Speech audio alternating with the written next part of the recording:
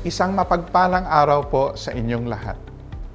Sa ngalan ng Provincial Government of La Union, ipinapaabot ko ang isang magiliw na pagbati para sa lahat ng kawani ng gobyerno sa ating pagdiriwang ng Philippine Civil Service Month 2021.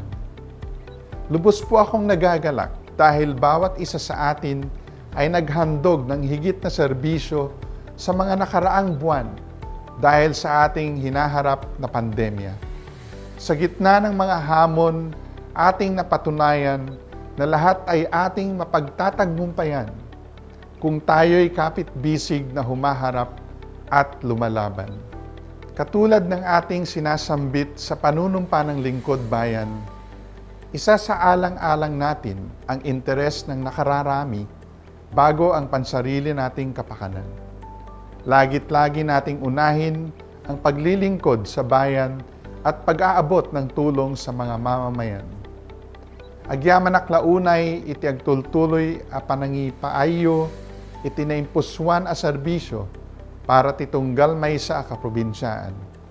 Dawat ko iti agnanayon a karadkadyo para iti nadurdur aspay a masakbayan. Mainaig daytoy ti tema iti selebrasyon tayo. Transforming public service in the next decade, honing agile and future-ready servant heroes. True to this, we shall continue to upgrade and transform our approaches and strategies to level up our public service in preparation for a better future.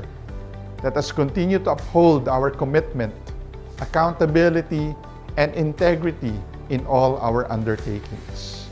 Muli, sa ating mga lingkod bayani, maraming salamat po sa inyong mga sakripisyo para makapaghandog ng serbisyo at malasakit sa ating mga kaprobinsyaan.